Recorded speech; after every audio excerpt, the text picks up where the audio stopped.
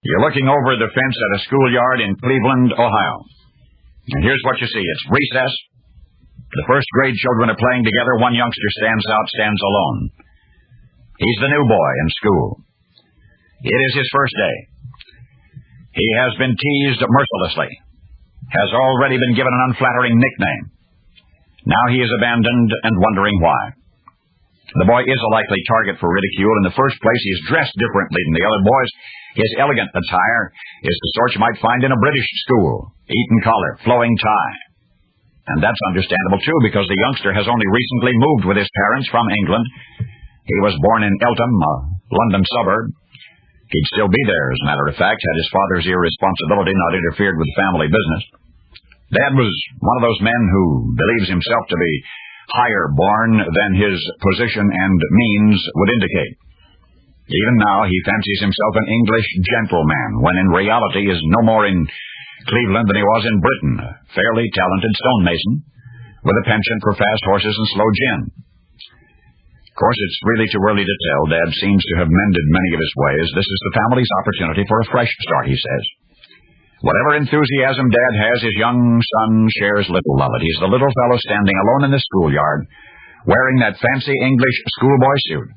The propriety of his manner and pretentiousness of his clothing are misplaced as a coat of arms hanging in a locker room, and yet here he is, on his first day of school, saddled with the image.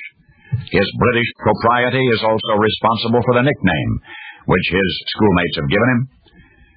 In an old-world academic environment, you see, it's quite correct to introduce oneself by reciting one's last name first. And that's just what the new boy has done. When curious fellow first graders asked who he was, he gave his last name and then his first name. And both names in that order produce the sound of a single unrelated word. Embarrassed over the misunderstanding, the youngster contemplates his options. Maybe his parents could send him to a different school, or perhaps right then and there, to undo what's already been done, he could change his name. Now, as I say, he'd spent his earliest years in England, and there it was quite acceptable.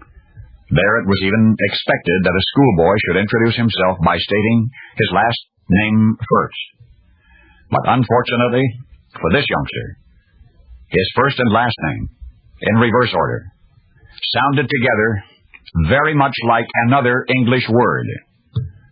And that word had become his nickname. The precepts of psychological animatology state that the names of individuals affect their lives, even their destinies. Well, the destiny of this youngster you've just met was success beyond his imagination. For you see, the lonely little boy's unwanted nickname was Hopelessly. Hopelessly. His first name was Leslie. His last name was Hope. Hopelessly. Hopelessly. His new first name, the name he eventually chose for himself, was Robert. You're getting ahead of me, aren't you? Since the day of that significant decision, nobody ever called him anything but Robert, or Bob, Hope. And now you know the rest of the story.